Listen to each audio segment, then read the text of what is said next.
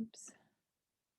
Okay, so we are recording this, and I'll have it later for viewing, a link on our webpage. This will be an approximately 30-minute presentation, and then we'll follow up with questions and discussions. We're gathering those questions via the chat, which Robin will be monitoring, and you can enter your questions at any time. We will pause during the event to answer those questions if there's a clarification, but otherwise we're going to ask those after all the presenters have gone through. And if we need further clarification, we may ask you to unmute, but for the questions, we do ask you to stay mute unless we ask you to come on. We will be recording the event, as I mentioned, and posting a link on our webpage. And if you have any technical issues, feel free to give me a call, and my phone number is up on the screen. So today I'm excited to have speaking with us Ken Coffin. He has been with the Forest Service for 20 years, and he's the district ranger for the Beartooth Ranger District, which a position he's held since 2015. Prior to that, he worked in the White River National Forest in Colorado and on the Tongass National Forest for 9 years. He grew up in Montana and graduated from MSU with an MS in Fish and Wildlife Management. After Ken, we'll have Bill Bullock. He is a Carbon County Commissioner for the Red Lodge District and is the current presiding officer for the Carbon County Commission. He's been a resident of Carbon County for 22 years and has a BS degrees in criminal justice studies and sociology. He's a retired Montana State Trooper, former Red Lodge City Council member, and he serves on the boards of several different organizations in the area. And then last but not least, we have Tom Kohley, who is the GIS coordinator and fire warden for Carbon County. He also serves as the deputy of emergency management. Tom has been employed by the county for 6 years, and he's been a volunteer firefighter with Red Lodge Fire Rescue for 12 years.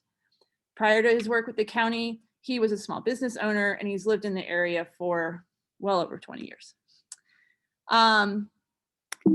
So without further ado, I will turn it over to Ken, who will get us started on taxpayer-supported infrastructure. All right, thanks, Amy. I'll get my presentation up here. So, Amy, can you see that and hear me okay? That looks great, and I can hear you, Ken. Thanks. All right, great. Well, hey, I'm appreciate the opportunity this evening to tie into this webinar. It's a lot of stuff I think about a lot in the job I do, and I'm glad to have this opportunity to share it with everybody. So, my hope today was just to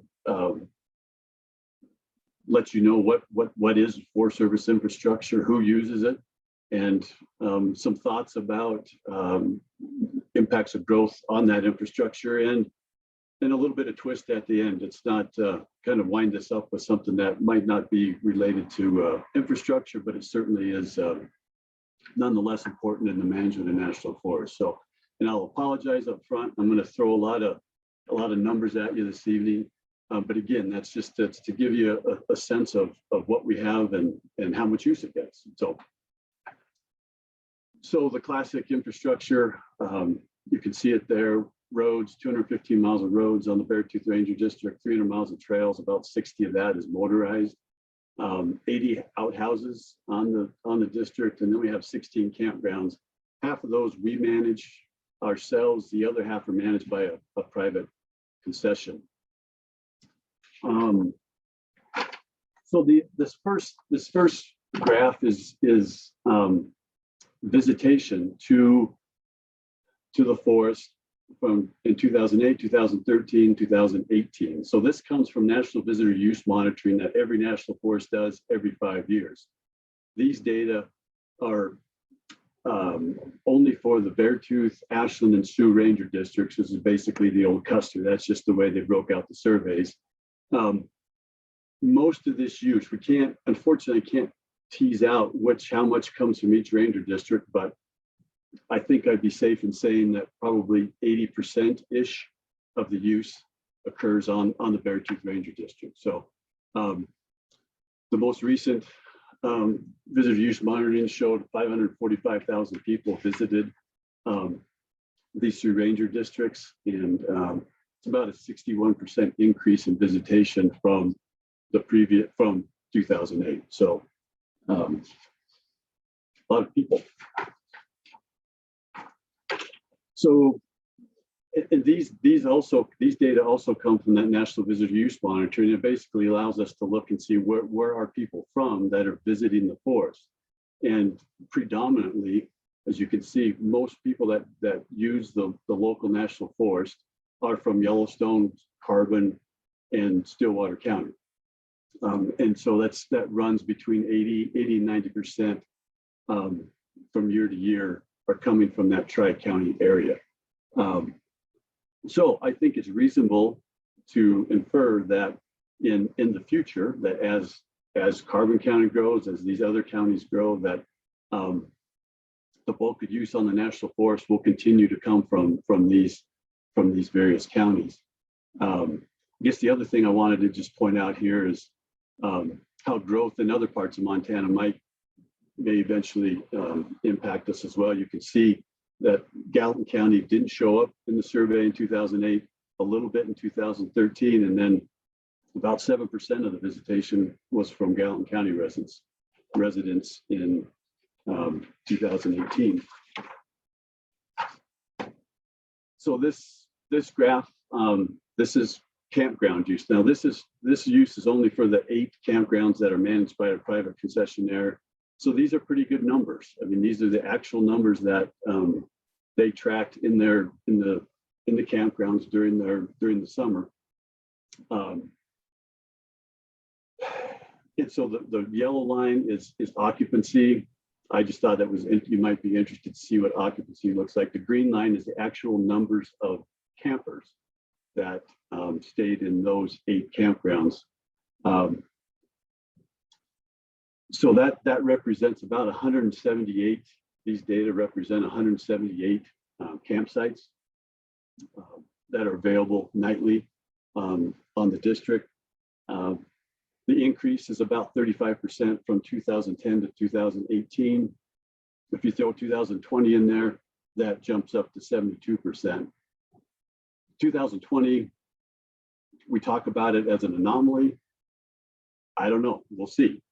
We'll see what 2021 brings to know if that's an anomaly. But I think it's a good indication of what it might look like in the future. Maybe not immediately, but in the future at some point. So the other piece of infrastructure is trails. These data are for those 5 trails at the bottom. Those are the most most popular trails that we have on the district. And that use has increased a lot as well. 2013 to 18, a 12% increase. You throw 20 in there, and that jumps up to 57% increase in use. So there are impacts, to the trail, to where people camp. Human waste is becoming a bit of an issue in some places, like East Rosebud, like parts of the Gross Death Plateau. So certainly we'll see continued impacts there. I threw the road information in. I'm not going to spend a lot of time with it, but it's just another piece of the puzzle. West Fork of Rock Creek, the most popular road that we have on the district. Unfortunately, in 2020, our counter wasn't working, but I would imagine last year that average daily total was over 400 cars. And you can see from 18 to 20, from 2018 to 2020, use on each of those roads increased quite a little bit. Costs, I threw this in, and I'm moving through this fairly quickly, so to give Bill and make sure Bill and Tom have a chance to talk. So I'm not going to go through this point by point, but you can see some of the numbers there. But in the end, I think more use equals more cost. There's no really way around that. And honestly, it's these are impacts that can be ameliorated through additional money. I mean, if all we got to have is more money, right? So the approach is straightforward. It's not easy to get the money, but if we have the money, we can keep up with that. But it's this next piece. And I probably could have just put this slide up and talked about it for my time, because, you know, in my mind, this is really this is kind of the most salient impact of growth, I think, on the national forest is the experience that people have when they actually get out to the woods. And so one way we look at that is through social encounters on trails. So I just gave you one example here for East Rosebud. Our wilderness rangers, when they go out, they keep track of the number of different groups that they see on the trail during their time out. This is from 1995 through 2020, a few gaps early on, but you can see from 1995 to 2005, we didn't record anything over five encounters along that trail, but come 2006, it bumped up quite a bit. And then from 2015 to 2020, the number of encounters has increased quite a little bit to I think 2020, I think that number is 22 encounters. So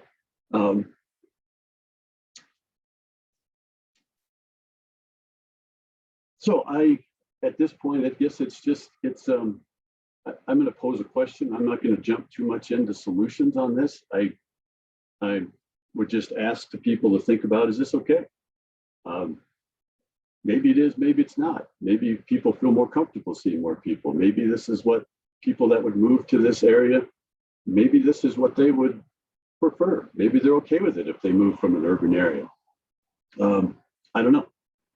I mean, begs the question, who do we manage for? Do we manage for people that have been here a while and have become accustomed to some experience, or do we manage it for the people that are moving here? That was meant to be a bit provocative, so you can chew on that for a minute. And so this is the last slide, and I'll wrap it up here. But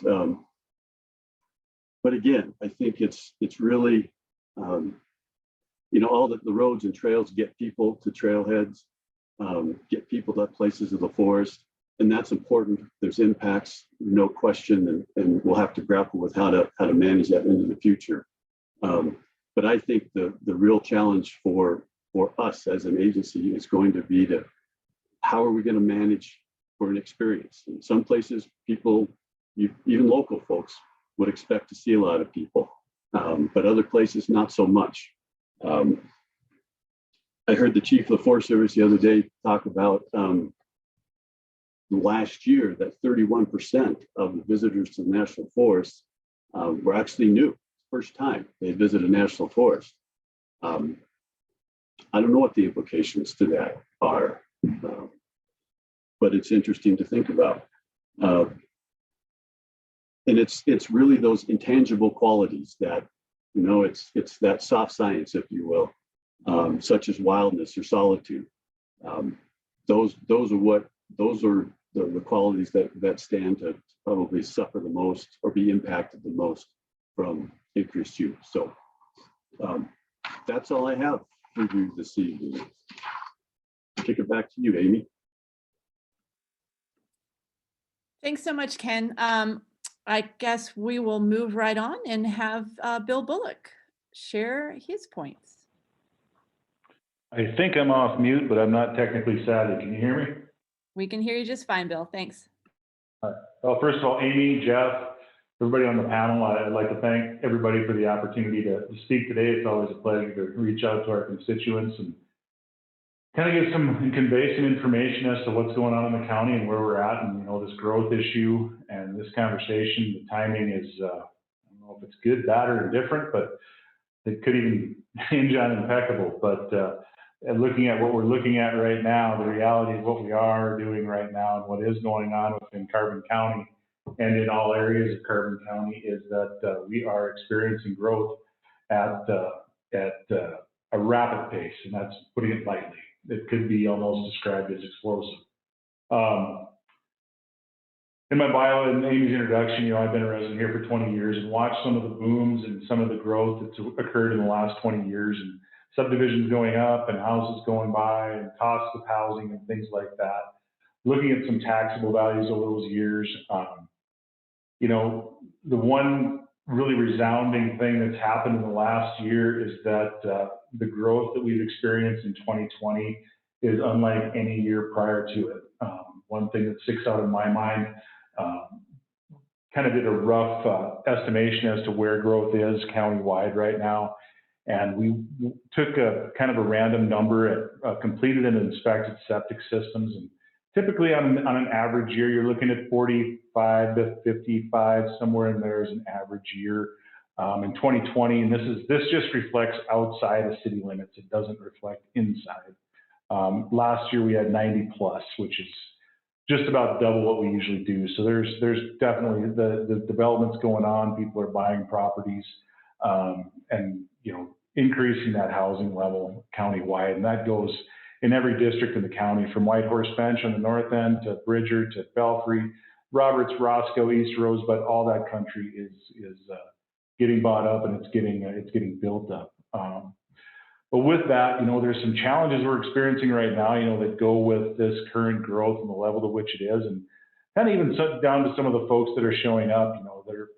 The one comment that I've come to is that there's some of these folks that are buying fairly large tracts of land that are really not ready to be here. They looked at the land in July, and it was beautiful in July, and they just loved the view in July, and they got there in January, and oh my goodness, what is this? And how come there's not pavement on our road yet? And why are we not able to get to our place? And why can't we get back and forth to town? So some of those expectations and the education of the new population is pretty steep, but it is going on. A lot of folks are unfamiliar with the climate in the area.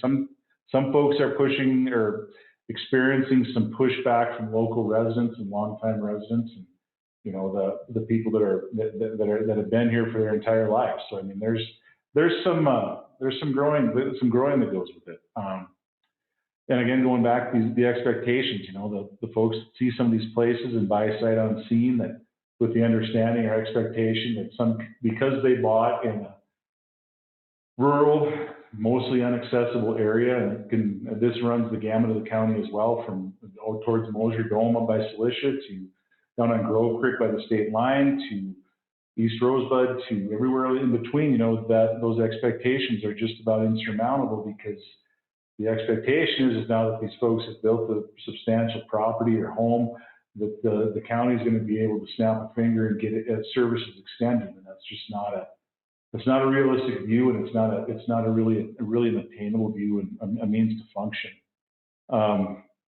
I know that right now in the county, and talking to some of the realtors, the inventory of available houses and housing, it's not there. There is no inventory. When you run a typical year, talking with some real estate sources, you have anywhere from 40 to 100 available listings, and now I think they're down to single digits countywide. There's just nothing there. And what is there is priced significantly, not within the realm of reality for most people on a living wage. Which kind of, everybody, a lot of folks ask, how is the county managing this? And it's kind of and I'll come back to this here in a couple minutes. It's when you look at the sources of tax revenue, and there's a graph I can show you, but I don't want to show it yet. But when you look at the growth and what it is, and where the tax base for the county comes primarily from, is from property tax.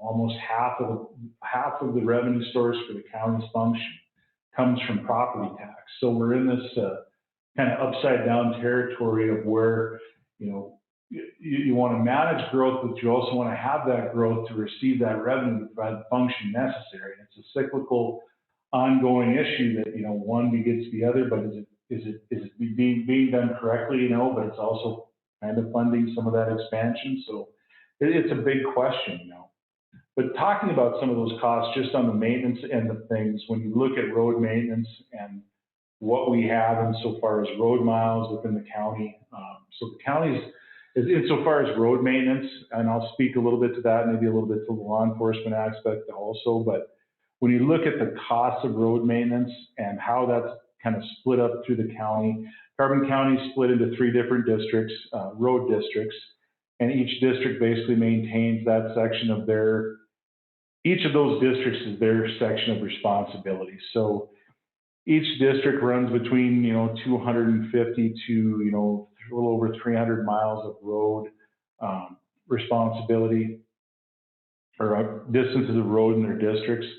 And at just a rough cost of that, you look at, just for example, one crew, a 5-person crew working at the county level is about $4,500 a day. Some of those costs that go into the input of those roads. So for example, motor graders, which is probably the most important tool used to maintain roads, winter, spring, summer, fall.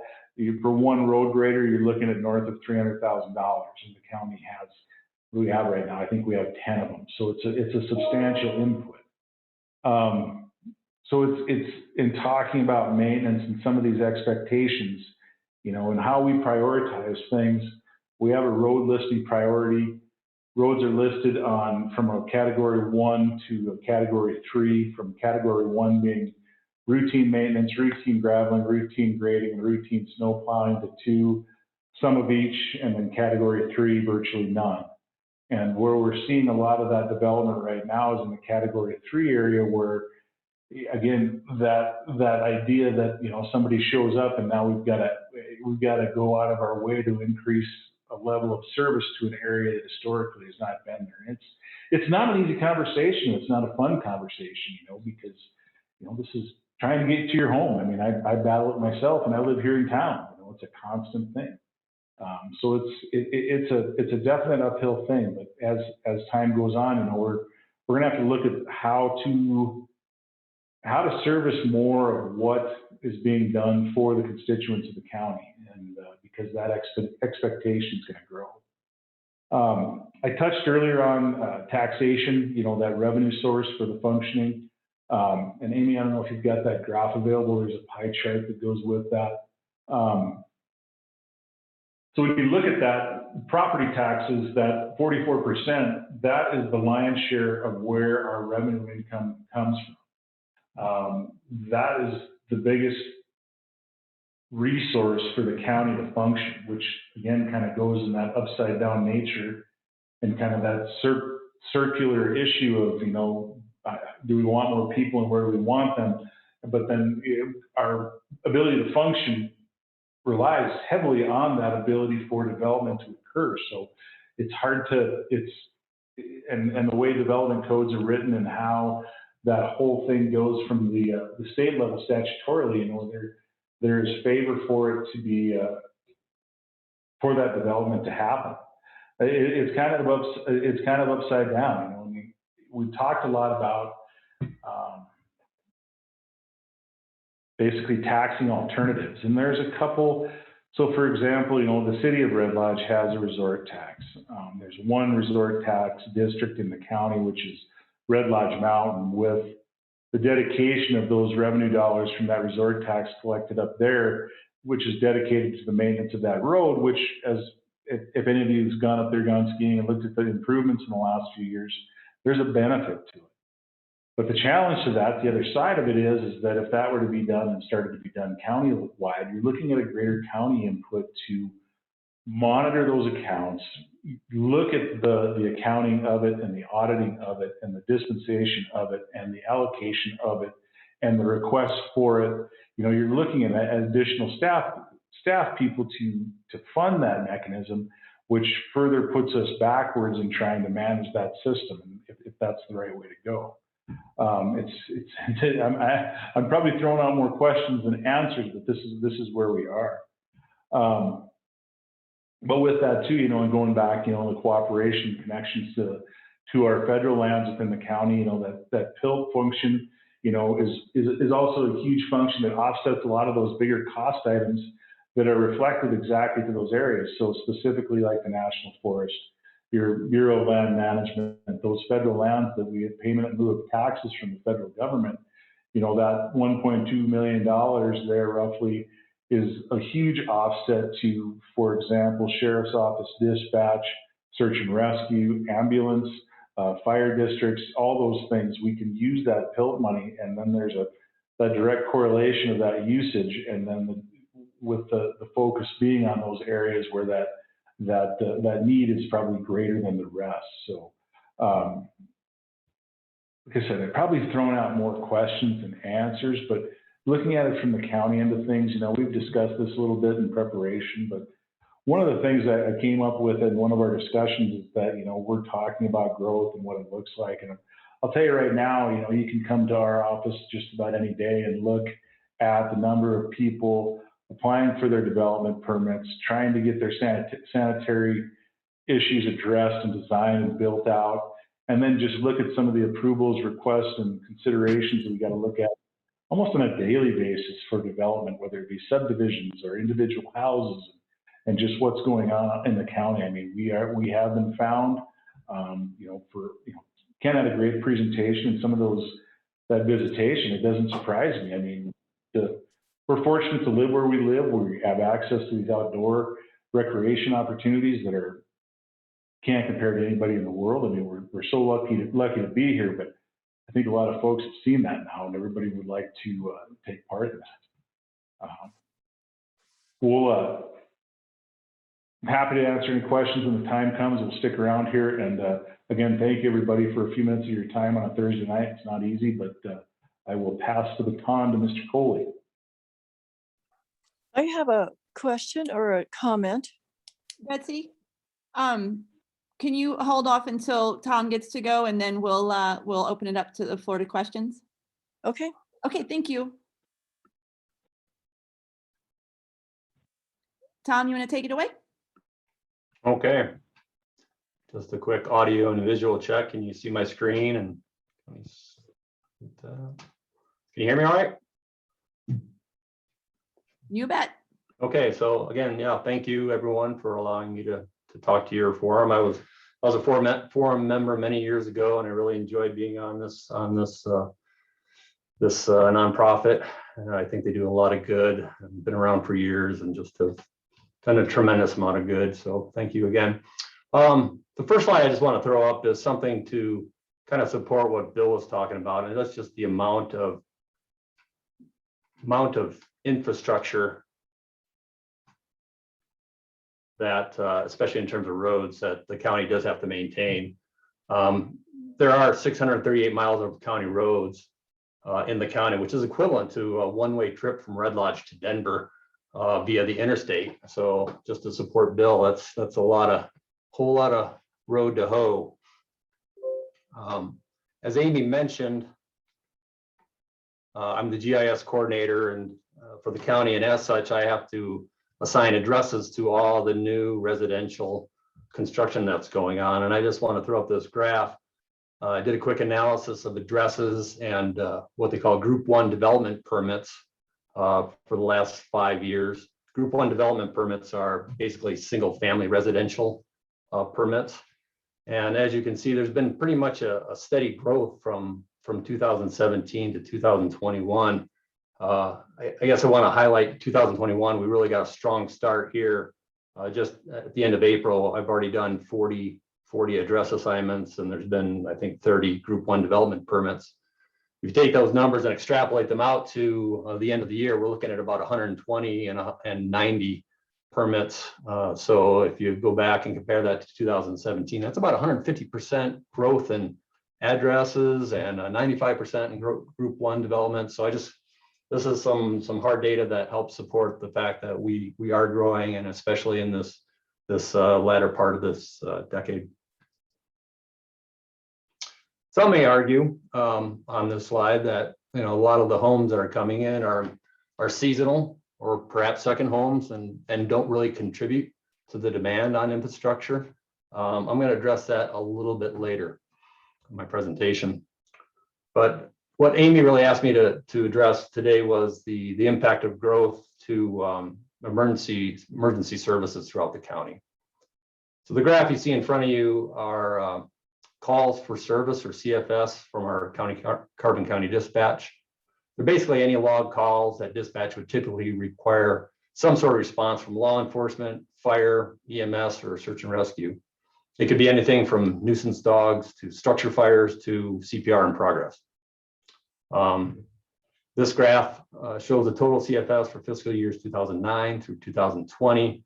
First thing you'll notice is that big dip in 13-14. That's just a relic. We actually lost some data that year because of a server crash, so ignore that. But the overall trend over the past 10 years has been a pretty steady, moderate growth, roughly around 20%. So I think it's actually pretty safe to say that, you know, with increased call volume, will come with increased growth in the county. But the point I think I want to hit upon, and it's my own personal opinion, is I think we're about to see a pretty significant spike in this call volume, partly due to growth, but partly due to other things. And the things of which I talk about are the Internet of Things. If you've not heard the term IoT, IoT is a network of physical objects, aka things, that are embedded with sensors, software, other technologies for the purpose of connecting and exchanging data with other devices and systems over the internet. What type of sensors, you may ask? You name it. GPS positioning, geofencing, proximity, motion sensors, temperature, gas, smoke, the list goes on and on. Think of OnStar, Life Alert, Kenco, Garmin InReach. Hell, your Apple Watch can sense certain biometrics, tell you if you've taken a sudden fall or you have an irregular heartbeat. All this information, if it hits a certain trigger point, can then be sent to dispatch either directly or through a third party.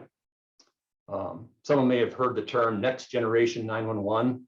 That's what the county's been working on for the last couple of years. And once we fully implement next generation 911, it's going to allow all this information from all these different sensors to come into our dispatch and create more call volume, which requires more dispatching of emergency responders. I mentioned vacant second and seasonal homes and the argument they might not contribute to call volume. Well, think again. What are all these homes being installed with? Gas, smoke detectors, motion detectors. They're all prone to malfunction or be triggered by something that wasn't the intent. But all this new technology is a good thing, right? Rapid intervention saves lives and property. That's very true. I think it will save lives, but there is a continuing growing expectation that I'm a little bit concerned with, that as you buy all these sensors, that you're going to have an immediate response from emergency response. And there is a cost. And that cost seems to fall on our emergency responders. And really, who are our responders? Well, heck, if you look at fire, EMS, search and rescue, they're almost entirely volunteers. Right now, we're witnessing a national decline of volunteerism everywhere. We had a spike after 9/11 for about 3 years, but ever since then, after 2005, it's been slowly declining. I'm sure there's a lot of reasons to that contribute to this decline, but one of the things that I think is going to happen here very shortly is a term that I like to call IoT fatigue. And it's all these sensors, all these calls that are being triggered by these sensors. I think it will ultimately negatively affect the recruitment and the retention of emergency responders. And I believe we are already at the beginning of witnessing a kind of a collapse in our volunteer-based emergency response, and that significant changes are on the horizon. Sorry for the rabbit hole on IoT and everything, but I'm trying to tie this back to tax support infrastructure and services.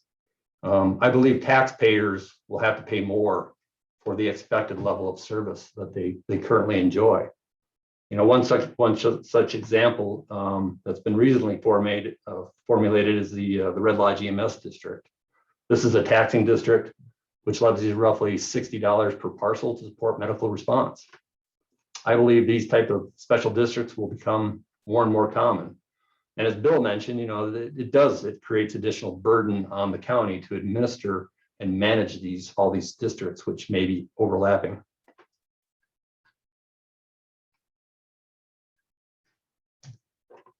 My other concern related to emergency response is just our general pattern of growth, mostly dispersed growth or growth away from existing communities. Obviously, this affects emergency response. Response time will diminish with greater distance from communities.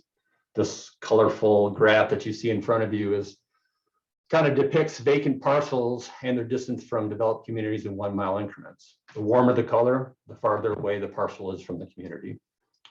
This is a pretty simplistic analysis, but in general terms, if you want a high level of service in terms of emergency response, you should choose to live near in those warm colored areas in the developed communities, which has the response units. One example, and an area that concerns me greatly, is this area that is in this southwest area, Belfry. The map you see is on the right. You see Highway 72. Goes up to Belfry, all the way down the state line. Then everything to the west of that is that Grove Creek, Ruby Creek, Robertson Draw area. Notice all the subdivided lands. These are 20-acre parcels that were split many, many years ago. Notice all the green dots that represent recently assigned addresses within the last 3 years, roughly. As you can see, the potential exists for many, many more in this area. Well, let's just say we had a medical 911 call originated from the spot just off Robertson Draw. I would estimate that it would take approximately 2 hours round trip from Red Lodge to get to that person and back to Red Lodge, and then not even including perhaps the transport to Billings. So again, 2 hours, that's a significant amount of time to tie up for a valuable ambulance and its crew. So I guess in summary, I think special districts, impact fees, some sort of close proximity development incentives, all these things should be explored to keep our emergency response level of service as a high standard. So with that, Amy, I think we're done, and maybe we can entertain some questions. Thanks so much, Tom and Bill and Ken. If you do have a question and you want to enter it into the chat, you can go ahead and do that now. Robin will be monitoring the chat to be able to ask those questions. While we're waiting for that to happen, Betsy, do you want to unmute your line and ask the question you had before? Yes, that would be fine. As a member of the county planning board, I just want to point out that we did finish a update of our growth policy this last year, which the commission is currently reviewing. And the real question comes down to, I mean, whether it's impact fees or another way that encourages people to build closer to infrastructure that exists. The real political question is, how do you restrict private development that is driven by market demand? Because you're still going to have people that are willing to pay the impact fees and still spread out. And so I think the challenge is, how does a county, for instance, create development conditions that encourage or require development to be close to where services are already available? That's the political challenge. I'd like an answer or some suggestions to that. Thank you. Thanks so much. Well, go ahead. Thanks, Beth. If it's okay with you guys, I'll field that one as the elected person taking part. It's an impossible question, I guess. There's no answer to it. Speaking for myself, as long as somebody's following statute, going through the planning board for their development, what they do within statute on their property, I feel that's their right, that's their ownership. There's a lot of philosophical and individual choices that go into that and thought processes, and I would not be comfortable telling somebody that no, you can't do it there, and Their response would be, well, that's my property and I'm following statute and was approved by the planning board, and telling them to go another place. You know, and it's, again, maybe it's the politician in me, but seeing both sides of it, the reality of it is, I mean, we're looking at it right now for a proposed detention facility, and the ease of developing that next to a developed water and sewer system makes all the difference in the world. It cuts our costs significantly, you know, millions and millions of dollars it cuts our costs. You know, that's just anecdotally, but insofar as that development portion, trying to push somebody away from doing it, I don't think that that's our responsibility. And that's a hard demand, I feel, to put on a property owner, basically invalidating their investment. I know that doesn't answer your question, Betsy, but that's in a nutshell my position. No, I do think that is the challenge. And I see where you're coming from. And it's a difficult one. We all recognize the impacts. I don't think there's anybody that doesn't understand that it's a demand on all of us, and that property taxes aren't going to cover it. And maybe even a one-time impact fee is not going to cover it. So it remains a challenge unless you have actual restrictions in place. And so that does face the issue of private property rights, expectations on the development of their property. That's all. Thank you. Well, and just to kind of wrap around that too, you know, and it's upside down statewide statutorily where we're authorized to do that. You know, when it comes down to the state level and really looking at that, you know, and there's been a lot of conversation, whether you want to call it a sales tax or if you want to call it a resort tax, and if there's an offset to if establishing one would offset the other or maintain a level of stasis with the other, so property taxes would remain the same and then be offset and backfill that other part with a sales tax. It's a big question, you know, but it goes beyond our level, you know, but re-looking at how we as a state and how we as communities fund our revenues necessary to function. I mean, it's a big question. It is being asked statewide with all counties. Thanks, Bill and Betsy. I've got one question in the chat from John Clayton. Does the county still have the Code of the West document policy adopted in the 90s to warn newcomers about what it's like to live here? And I think my follow-up on that would be, do people listen to that? So it's an interesting question. The simple answer is yes. It's on our website. It's on the very front page of our website when you go to Carbon County. I've come to the realization of a statement that I came up with here a couple of months ago. It's our job to provide public notice, but we can't make the public notice.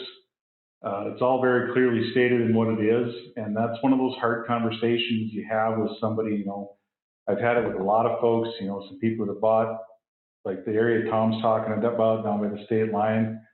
You know, well, when are you going to do this to the road? When are you going to do that to the road? What kind of improvements and when can we see them? And, you know, the simple, kind of cold but honest statement is, what did the road look like when you got there or when you showed up? That's what you can expect going forward.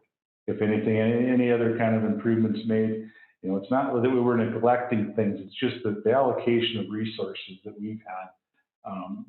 And something that I brought up, you know, as we're growing, we've grown as a county, you know, for example, we look back at staffing levels at the sheriff's office going back to 2001.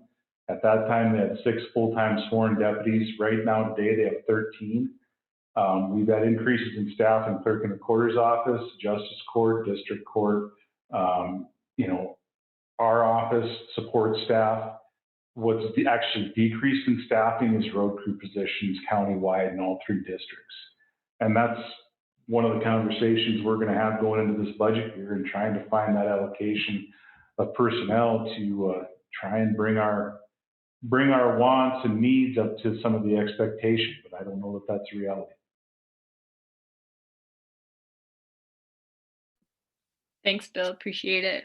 And Barbara did mention that it is on the county's website too. Amy put in the chat the last webinar that we hosted, managing impacts of growth. We had Future West on, stressed the importance of city planning and county planning working together to manage growth and try to encourage growth in areas closer to resources. So like Tom pointed out, is there a plan or a possibility for that collaboration?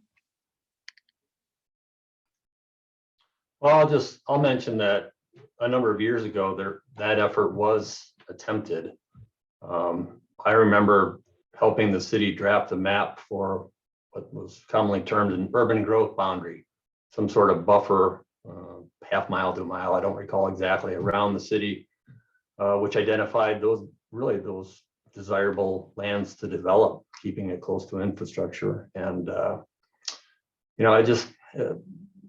it was pushed by the planner at the time, and I think there were staff changes and officer changes, mayor changes, and I just don't think that ever got pushed forward. But I think the concept is still valid, and I'd like to see that pursued.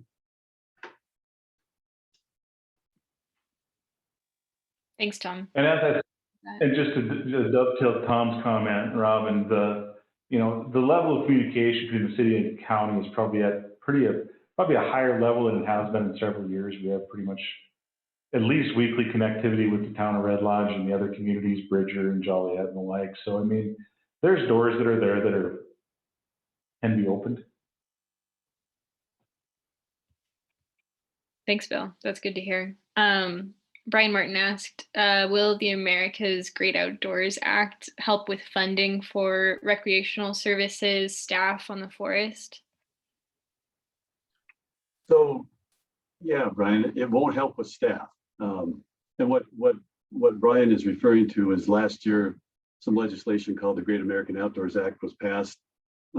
Did a couple of things. It permanently funded the Land and Water Conservation Act at $900 million a year.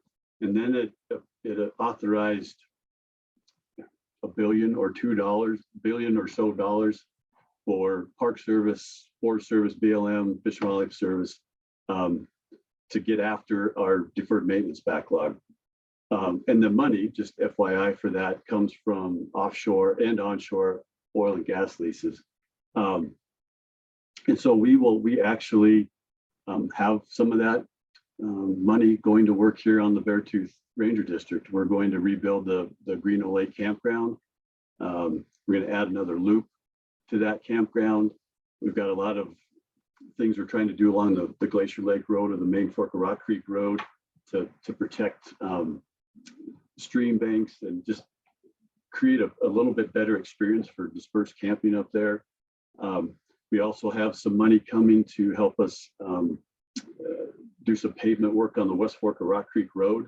We're going to chip seal that and then also do that in the campground.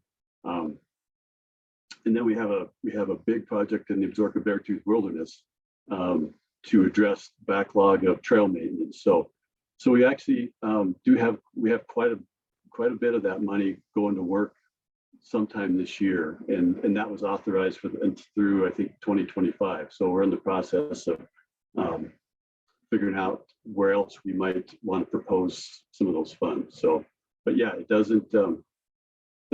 we can't hire staff with that. Thanks, Ken. I had a question for Tom, just thinking about volunteerism being down, capacity being thin, and likely more calls coming in. So what opportunities are there to volunteer for disaster relief, emergency response in the county? Well, I mean, you can reach out to any of your local rural fire departments, EMS, if you're that dedicated and want to get that involved with it. There's a lot of training involved, but it's a very rewarding situation you get into getting affiliated with a fire district or EMS unit or in search and rescue. For those that don't want to put forth that time and effort into training and everything, because it's a time commitment, I'm not going to lie. There are probably opportunities to jump in when we do have an emergency or disaster, but I will say that those type of volunteers are the most difficult to deal with. These spontaneous, unaffiliated volunteers that just kind of show up at the scene, ready to help. God bless their hearts. They want to do good, but sometimes we're too far stretched to really put them to work in a meaningful way. That's something we just had a conversation on today at Public Board of Health. How do we process these volunteers and utilize their skills that they do bring to the table? Yeah, I would say we're working on that. I mean, other communities have tried to establish what they call CARTs, CERTs, Citizen Emergency Response Teams, but there's a level of involvement that has to take place to keep these volunteers engaged, and that's a commitment on our end to provide that training. So not a great answer for you, Robin, but we are going to try to work with these SUVs, these spontaneous volunteers, as best we can when the time comes. Thanks, Tom. Amy also put in the chat that she's happy to connect people who might be interested in fire, EMS, SAR volunteering opportunities. Amy, did you want to speak to that more at all? No, I'm a member of Red Lodge Fire, Red Lodge EMS, and Search and Rescue, and we're always looking for volunteers. And I know that Tom can also connect people to other fire districts and EMS districts within the county. So if anyone is interested in any of that, please do reach out, and we'd be more than happy to get you involved. Always looking for good people. Thanks, Amy. She also has a question. If people are interested in getting more involved with growth planning within the county, how can they get involved, and how can we give input to the Forest Service?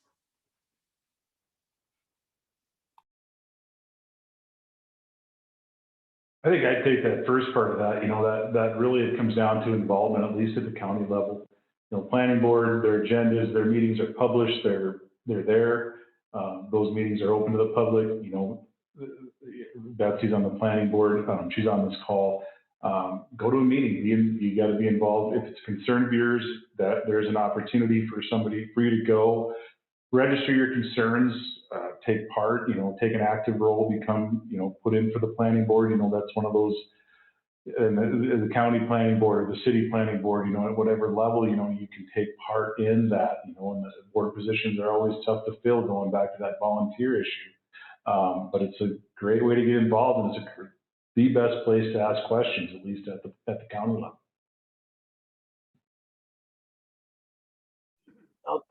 Since that is kind of directed to the Forest Service too, I liked your quote or your statement, Bill, about it's your job to put out notice to the public, but it's hard to get the public to notice. So yeah, it's a challenge. There's a lot going on a national forest, and honestly it requires kind of a dedicated effort to stay in touch with what's going on. We have a website that lists a lot of that stuff, but if something's happening locally that you're aware of, we're in the planning process. I mean, it behooves you and others to get involved, attend the meetings, put your comments in. But it doesn't have to stop there. I mean, there's ongoing things that we do daily, whether it's managing a campground, to trails, to vegetation management. There's a lot of ongoing stuff. So, I would just encourage people to, give us a call me, send me an email, and would love to hear from people. But yeah, I guess when we're in the planning process, that's really the time. That's really when you have the ability to influence how those projects turn out. Thanks, Ken. We're coming up on 6:30, but Amy just reminded me, Susan made a comment at the very beginning, so I want to sure we touch on that. With West Fork Road, such a high impact Forest Service road, would be nice if Forest Service helped pay for snow plowing, since 2 nonprofits are addressing that need right now. So Ken, not to put you in the hot seat, but could you speak to that a little bit?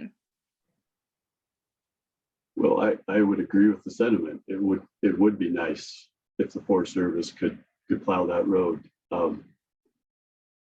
Bill talked about the allocation of resources. I mean, that's the situation that we're faced with. If we plow the West Fork Road, that means I don't hire a trail crew. It means I don't maintain as much road. So it's balancing those trade-offs, and unfortunately, it leaves those folks that have private property out there that need to access it. It leaves them paying for that service, and it's it's one of those things where it's not to sound callous, but it's just not a function of the Forest Service to plow roads. In a lot of instances, we do it in Bozeman up to highlight drainage, but that's also they've got partnerships and other people that pitch in and help pay, and help do that work. So, and I just I appreciate greatly those nonprofits and that get together and have provided that service for the public. It's a wonderful winter opportunity for people. Thanks a lot for that last comment. We did get one more question that came in from Jeff, but we have bumped up against our time, so we'll try and address that offline. I want to say thank you to Bill, to Ken, to Tom for sharing all this great information about growth within the county and within the Forest Service, and how that's impacting our taxpayer-supported infrastructure as you guys see it. So great discussion points there, and agreed. A lot of questions came up, and hopefully we'll be able to find some answers together. I did want to point out that we do have one more Impact of Growth webinar coming up, and that'll be May 13th, and we'll be hosting that discussion on housing. We have a panel including Jacob Kuntz from the Helena Area Habitat for Humanity, Andrea Davis from Homeward, Herminia Harold from Trust Montana, and Brian Geyer from HRDC. And I apologize for butchering names there. They're going to be talking about affordable housing solutions from across the state. And I know housing is a big topic within our area right now. So that'll be May 13th at 5:30. And you can find the link to that at beartoothfront.org. Thanks everyone for joining us today. Thanks again to our presenters, and we hope to see you on May 13th. Take good care.